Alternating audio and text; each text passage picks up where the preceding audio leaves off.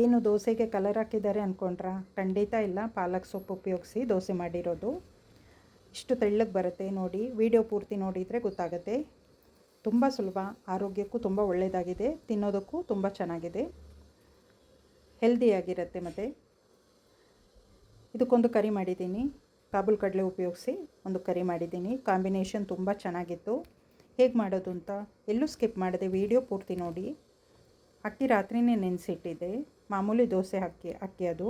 ಪಾಲಕ್ ಸೊಪ್ಪು ಫಸ್ಟೇ ಬೇಯಿಸಿಟ್ಕೊಳ್ಬೇಕು. ಸೊಪ್ಪು ತಣ್ಣಗಾದ ನಂತರ ಅಕ್ಕಿ ಜೊತೆ ಹಾಕಿ ಮಿಕ್ಸಿಯಲ್ಲಿ ಚೆನ್ನಾಗಿ ರುಬ್ಬಿಟ್ಕೊಳ್ಬೇಕು. ಬೇಕಿದ್ದರೆ ಸೊಪ್ಪು ಬೇಯಿಸುವಾಗ 2 ಹಸಿಮೆಣಸಿನಕಾಯಿನೂ ಹಾಕಿ ಬೇಯಿಸ್ಕೊಂಡು ರುಬ್ಬಿಟ್ಕೊಳ್ಬೋದು. ತುಂಬ ನೈಸಾಗಿರಬೇಕಿದು, ತೆಳ್ಳಗಿರಬೇಕು. ನೀರು ದೋಸೆ ಮಾಡ್ತೀವಲ್ವ ಹಾಗೇ. ರುಚಿಗೆ ಬೇಕಾದಷ್ಟು ಉಪ್ಪು ಹಾಕ್ಕೊಂಡಿದ್ದೀನಿ. ಒಂದು 1/4 ಕಪ್ಪಷ್ಟು ರವೆ ಹಾಕ್ಕೊಳ್ತಾ ಇದ್ದೀನಿ, ಸ್ವಲ್ಪ ಕ್ರಿಸ್ಪಿಯಾಗಿ ಬರುತ್ತೆ ಅಂತ. ಇವಾಗ ಕಾಬೂಲ್ ಕಡಲೆ ಕರಿಗೆ ಒಂದು ಪೌಡ್ರ್ ಮಾಡ್ಕೊಳ್ಬೇಕು. ಧನಿಯಾ ತೊಗೊಂಡಿದ್ದೀನಿ, ಮೆಂತ್ಯ ತೊಗೊಂಡಿದ್ದೀನಿ, ಸೋಂಪು, ಸ್ಟಾರ್ ಹೂವು, ಲವಂಗ, ಕಾಡುಮೊಗ್ಗು, 2 ಏಲಕ್ಕಿ, 1 ಇಂಚು ಚಕ್ಕೆ, 1.5 ಟೀ ಸ್ಪೂನು ಕಾಳುಮೆಣಸು, ಜೀರಿಗೆ 1 ಟೀ ಸ್ಪೂನ್ ತೊಗೊಂಡಿದ್ದೀನಿ. ಇದನ್ನೆಲ್ಲ ಹುರ್ಕೊಳ್ಬೇಕು. ಪಲಾವ್ ಎಲೆ ಬೇಕಿದ್ದರೆ ಒಂದು ಹಾಕ್ಕೊಳ್ಬೋದು, ನಾನು ಮರ್ತೋಗಿದ್ದೀನಿ. ಹಾಕ್ಕೊಂಡ್ರೂ ಚೆನ್ನಾಗಿರುತ್ತೆ. ಅಲ್ಲಿ ಟೊಮೆಟೊನೂ ಕಟ್ ಮಾಡಿಟ್ಟಿದ್ದೀನಿ. ಇವಾಗ ಆ ಮಸಾಲೆ ಪದಾರ್ಥ ಇದೆಯಲ್ವ ಅದನ್ನೆಲ್ಲ ಚೆನ್ನಾಗಿ ಹುರ್ಕೊಳ್ಬೇಕು. ಲೋ ಫ್ಲೇಮ್ ಇಟ್ಟು ಪರಿಮಳ ಬರೋವರೆಗೂ ಹುರ್ಕೊಳ್ಬೇಕು. ತುಂಬ ಚೆನ್ನಾಗಿರುತ್ತೆ. ಇದನ್ನೆಲ್ಲ ಪುಡಿ ಮಾಡಿ ಹಾಕೋದ್ರಿಂದ ಸಾಂಬಾರು ರುಚಿನೂ ಹೆಚ್ಚುತ್ತೆ, ಪರಿಮಳನೂ ಚೆನ್ನಾಗಿರುತ್ತೆ. ಚೆನ್ನಾಗಿ ಲೋ ಫ್ಲೇಮಲ್ಲೇ ಹುರ್ಕೊಳ್ಳೋಣ. ಕೊಬ್ಬರಿನೂ ಮೊದಲೇ ತುರಿದು ಇಟ್ಟಿದ್ದೀನಿ. ವಿಡಿಯೋ ನೋಡ್ತಿರೋರಿಗೆಲ್ಲ ಧನ್ಯವಾದಗಳು.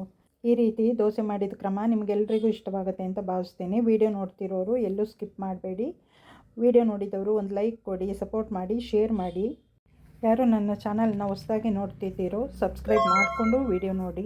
ಬೆಲ್ ಬಟನ್ ಪ್ರೆಸ್ ಮಾಡೋದು ಮರಿಬೇಡಿ.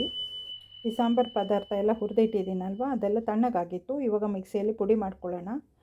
ಸ್ವಲ್ಪ ತರಿ ಇದ್ದರೂ ಚಿಂತೆ ಇಲ್ಲ. 1 ಟೊಮೆಟೊ, ಒಂದು 6 ಎಸಳು ಬೆಳ್ಳುಳ್ಳಿ, 10-15 ಎಸಳು ಕರಿಬೇವಿನ ಸೊಪ್ಪನ್ನು ಈ ಥರ 1 ಟೀ ಸ್ಪೂನ್ ಎಣ್ಣೆ ಹಾಕಿ ಹುರ್ಕೊಳ್ಬೇಕು. ಇವಾಗ ಇದೆಲ್ಲ ಪುಡಿ ಆಗಿದೆ. ಚೂರು ತರಿ ಇದ್ದರೂ ತೊಂದರೆ ಇಲ್ಲ. ತಿನ್ನುವಾಗ ಅದೆಲ್ಲ ಅಂಶಗಳು ಬಾಯಿಗೆ ಸಿಗುತ್ತೆ. ಆವಾಗ ಅದರದ್ದು ಒಂದು ರುಚಿಯ ಅನುಭವನೇ ಬೇರೆ ಇರುತ್ತೆ. ಅದೇ ಬಾಣಲಿಗೆ ಒಂದು ಸ್ವಲ್ಪ ಎಣ್ಣೆ ಹಾಕ್ತೀನಿ. ಎಣ್ಣೆ ಬದಲು ಬೆಣ್ಣೆನೂ ಹಾಕ್ಕೊಳ್ಬೋದು. ನಾನು ಎಣ್ಣೆ ಸಾಕು ಅಂತ ಎಣ್ಣೆ ಹಾಕಿದ್ದೀನಿ. ಒಂದು 2-3 ಟೀ ಸ್ಪೂನ್ ಎಣ್ಣೆ ಹಾಕ್ಕೊಳ್ಳೋದು. ಒಬ್ಬೊಬ್ಬರು ಒಂದೊಂದು ರೀತಿ ಕ್ರಮದಲ್ಲಿ ಹೊಸ ಅಡುಗೆಗಳನ್ನು ಮಾಡ್ತಿರ್ತಾರೆ. ನಾನು ನನ್ನ ಕ್ರಮದಲ್ಲಿ ನನಗೇನು ಅಡುಗೆ ಬರುತ್ತೋ ಅದನ್ನು ಮಾಡಿ ತೋರಿಸ್ತಾ ಇದ್ದೀನಿ. ಕಡಿಮೆ ಸಮಯದಲ್ಲಿ ಮಾಡಬಹುದಾದ ಒಂದು ಪದಾರ್ಥ ಇದು. ಒಂದು ಅರ್ಧ ಟೀ ಸ್ಪೂನು ಸೋಂಪು ಹಾಕಿದ್ದೀನಿ. ಒಂಚೂರು ಎಣ್ಣೆಯಲ್ಲಿ ಫ್ರೈ ಆದ ತಕ್ಷಣ ಅದಕ್ಕೆ 1 ಟೊಮೆಟೊ ಹೆಚ್ಚಿದ್ದೆ, ಅದನ್ನೇ ಎಣ್ಣೆಗೆ ಹಾಕ್ಕೊಂಡು ಹುರ್ಕೊಳ್ಬೇಕು. ಈರುಳ್ಳಿನೂ ಹಾಕ್ಬೋದು, ನಾನು ಹಾಕಲಿಲ್ಲ. ಆದಷ್ಟು ಸಿಂಪಲ್ಲಾಗಿ ರುಚಿಯಾದ ಒಂದು ಪದಾರ್ಥ ಮಾಡಬೇಕು ಅಂತ ಮಾಡ್ತಾಯಿದ್ದೀನಿ. ತುಂಬ ರುಚಿಯಾಗಿರುತ್ತೆ. ಸ್ಪೆಷಲ್ ಪುಡಿ ಹಾಕೋದ್ರಿಂದ ಸಾಂಬಾರು ಹೆಚ್ಚು ರುಚಿಯಾಗಿರುತ್ತೆ. ಒಗ್ಗರಣೆಗೆ ಪುಡಿಗಳನ್ನು ಹಾಕ್ಕೊಳ್ಬೇಕು. ಅರ್ಧ ಟೀ ಸ್ಪೂನು ಅರಿಶಿಣ ಪುಡಿ ಹಾಕ್ತಾಯಿದ್ದೀನಿ. ಖಾರಕ್ಕೆ ಎಷ್ಟು ಬೇಕು ಸ್ವಲ್ಪ, ಅಂದರೆ ನಾವು ಅಲ್ಲಿ ಕಾಳುಮೆಣಸಿನ ಪುಡಿನೂ ಇರುತ್ತೆ, ಕಾಳುಮೆಣಸು ಹಾಕಿದ್ವಲ್ಲ ಅದು ಇರುತ್ತೆ, ನೋಡ್ಕೊಂಡು ಹಾಕ್ಕೊಳ್ಬೇಕು. ಅದೇನು ಜಾಸ್ತಿ ಏನು ಖಾರ ಆಗಲ್ಲ. ಮತ್ತು ಧನಿಯಾ ಪುಡಿ 1.5 ಟೀ ಸ್ಪೂನು. ಎಣ್ಣೆಗೆ ಹಾಕಿ ಹುರ್ಕೊಳ್ಳೋದ್ರಿಂದ ಟೇಸ್ಟು ತುಂಬ ಚೆನ್ನಾಗಿರುತ್ತೆ. ನಾನು ಮಾಡೋ ಅಡುಗೆ ಎಲ್ಲ ತುಂಬ ಸಿಂಪಲ್ಲಾಗಿರುತ್ತೆ ಮತ್ತು ರುಚಿಯಾಗೂ ಇರುತ್ತೆ. ಇವಾಗ ಪುಡಿಗಳದು ಹಸಿ ವಾಸನೆ ಎಲ್ಲ ಹೋಗಿರುತ್ತೆ, ಎಣ್ಣೆಯಲ್ಲಿ ಹುರ್ಕೊಂಡಿದ್ದೀವಲ್ಲ. ಇವಾಗ ಈ ಒಗ್ಗರಣೆಗೆ ಕಾಳು ಬೇಯಿಸಿದ್ದೀವಲ್ಲ ಅದನ್ನ ಹಾಕ್ಕೊಳ್ಬೇಕು. ಕಾಳು ಬೇಯಿಸುವಾಗ ಫಸ್ಟೇ ಸ್ವಲ್ಪ ಉಪ್ಪು ಹಾಕಿರ್ತೀನಿ, ನೋಡ್ಕೊಂಡು ಹಾಕ್ಕೊಳ್ಬೇಕು. ನೆಕ್ಸ್ಟ್ ಪುಡಿ ಮಾಡಿಟ್ಟಾಗಿದೆ. ಕೊಬ್ಬರಿ ಹುರಿದಿಟ್ಟಿದ್ದೀವಲ್ವ, ಟೊಮೆಟೊ, ಬೆಳ್ಳುಳ್ಳಿ, ಕರಿಬೇವಿನ ಸೊಪ್ಪು, ಅದ್ರ ಜೊತೆಗೆ ಸ್ವಲ್ಪ ಕಾಳು ಹಾಕಿ ಚೆನ್ನಾಗಿ ನೈಸ್ ಪೇಸ್ಟ್ ಮಾಡ್ಕೊಳ್ಬೇಕು. ಕಾಳು ಹಾಕಿ ರುಬ್ಬೋದ್ರಿಂದ ಸಾಂಬಾರು ಥಿಕ್ನೆಸ್ಸು ಸ್ವಲ್ಪ ಜಾಸ್ತಿ ಇರುತ್ತೆ ಅಂತ ಕಾಳು ಹಾಕ್ಕೊಳ್ಳೋ ಉದ್ದೇಶ, ಮತ್ತು ಇನ್ನೇನು ಇಲ್ಲ. ತುಂಬ ಚೆನ್ನಾಗಿರುತ್ತೆ. ಒಂದು ಸರಿ ನೀವು ಮನೆಯಲ್ಲಿ ಟ್ರೈ ಮಾಡಿ, ಇಷ್ಟವಾದರೆ ಬೇರೆಯವರಿಗೂ ಶೇರ್ ಮಾಡಿ. ಸಾಂಬಾರು ಹದ ನೋಡ್ಕೊಳ್ಬೇಕು. ಸ್ವಲ್ಪ ಹೇಗೆ ಬೇಕು ಹಾಗೆ ಮಾಡ್ಕೊಳ್ಬೋದು. ಸ್ವಲ್ಪ ನೀರಾಗೂ ಮಾಡ್ಕೊಳ್ಬೋದು, ಇಲ್ಲಾಂದರೆ ಗಟ್ಟಿನೂ ಮಾಡ್ಕೊಳ್ಬೋದು. ಇವಾಗ ಪುಡಿ ಮಾಡಿಟ್ಟಿದ್ದೀವಲ್ವ ಅದನ್ನು ಹಾಕ್ಕೊಳ್ಬೇಕು. 1.5 ಟೀ ಸ್ಪೂನ್ ಹಾಕ್ಕೊಂಡಿದ್ದೀನಿ. ಒಳ್ಳೆ ಪರಿಮಳ ಬರ್ತಾ ಇದೆ. ಸಾಂಬಾರು ಟೇಸ್ಟು ಚೆನ್ನಾಗಿರುತ್ತೆ. ಚೆನ್ನಾಗಿ ಕುದೀತಾ ಇದೆ. ಉಪ್ಪು ನೋಡ್ಕೊಂಡು ಹಾಕ್ಕೊಳ್ಬೇಕು. ಫಸ್ಟ್ ಕಾಳಿಗೆ ಹಾಕಿದ್ದೆ, ಮತ್ತೊಮ್ಮೆ ಹೇಳ್ತಾ ಇದ್ದೀನಿ. ಇವಾಗ ಅದಕ್ಕೆ ನೋಡ್ಕೊಂಡು ಹಾಕ್ಕೊಳ್ತಾ ಇದ್ದೀನಿ. ಸ್ವಲ್ಪ ಹಾಕಿದರೆ ಸಾಕಾಗುತ್ತೆ. ಮತ್ತೊಮ್ಮೆ ಹೇಳ್ತೀನಿ, ಈ ರೀತಿ ಒಂದು ಸರ್ತಿ ಮಾಡಿ ನೋಡಿ. ತುಂಬ ಸಿಂಪಲ್ಲಾಗಿ ಸುಲಭವಾಗಿ ಮಾಡೋದು, ರುಚಿ ಮಾತ್ರ ತುಂಬ ಚೆನ್ನಾಗಿದೆ. ಸಾಂಬಾರು ರೆಡಿ ಆಯಿತು. ಬೇಕಾದರೆ ಕೊತ್ತಂಬರಿ ಸೊಪ್ಪು ಮೇಲೆ ಹಾಕ್ಕೊಳ್ಬೋದು. ನಾನು ಹಾಕಲಿಲ್ಲ, ಲಾಸ್ಟಲ್ಲಿ ಒಂಚೂರು ಹಾಕೋಣ ಅಂತಿದ್ದೀನಿ. ಇವಾಗ ದೋಸೆ ಮಾಡ್ಕೊಳ್ಳೋಣ.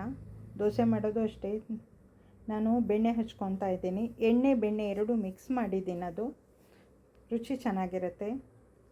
ಪೂರ್ತಿ ಎಣ್ಣೆನೂ ಹಾಕಿಲ್ಲ, ಬೆಣ್ಣೆನೂ ಪೂರ್ತಿ ಹಾಕಿಲ್ಲ, ಎರಡೂ ಮಿಕ್ಸ್ ಮಾಡಿದ್ದೀನಿ. ತವ ಚೆನ್ನಾಗಿ ಕಾದಿದೆ. ಇವಾಗ ಬೆಣ್ಣೆ ಮತ್ತು ಎಣ್ಣೆ ಮಿಕ್ಸ್ ಮಾಡಿದ್ನಲ್ಲ ಅದನ್ನ ಹಚ್ಚಿ ದೋಸೆ ಹಾಕೋದು. ಈ ರೀತಿ ನನ್ನ ಕ್ರಮ. ತುಂಬ ತೆಳ್ಳಗೆ ಬರುತ್ತೆ ಈ ರೀತಿ ಹಾಕೋದ್ರಿಂದ. ಪೇಪರ್ ದೋಸೆ ಥರ ಇರುತ್ತೆ. 2 ನಿಮಿಷದಲ್ಲಿ ಒಂದೊಂದು ದೋಸೆ ಆಗುತ್ತೆ. ಮುಚ್ಚಿಟ್ಕೊಳ್ಳೋಣ, ಹಬೆಯಲ್ಲೇ ಬೇಯುತ್ತೆ. ತುಂಬ ಚೆನ್ನಾಗಿರುತ್ತೆ, ರುಚಿಯಾಗಿರುತ್ತೆ. ಒಂದು ಸರ್ತಿ ನೀವೆಲ್ಲರೂ ನೋಡಿ ಟ್ರೈ ಮಾಡಿ. ಪಾಲಕ್ ಸೊಪ್ಪು ಹಾಕಿ. ಇನ್ನೂ ಎಷ್ಟೋ ಥರ ದೋಸೆ ಮಾಡೋದಿರುತ್ತೆ, ಅದರಲ್ಲಿ ಒಂದು ಈ ರೀತಿ ಮಾಡಿದ್ದೀನಿ. ಕೆಲವು ಮಕ್ಕಳು ಸೊಪ್ಪು ತಿನ್ನಲ್ಲ, ಆವಾಗ ಈ ರೀತಿ ಮಾಡಿಕೊಡ್ಬೇಕು. ಮತ್ತು ವಯಸ್ಸಾದವರಿಗೆ ತುಂಬ ಒಳ್ಳೆಯದಿದು. ಮೃದುವಾಗಿರುತ್ತಲ್ವಾ, ಚೆನ್ನಾಗಿ ಇಷ್ಟಪಟ್ಟು ತಿಂತಾರೆ. ಈ ಥರ ದೋಸೆ ಬೆಳಗ್ಗೆ ತಿಂಡಿಗೆ, ರಾತ್ರಿ ಊಟಕ್ಕೂ ಮಾಡ್ಕೊಳ್ಬೋದು, ಚೆನ್ನಾಗಿರುತ್ತೆ.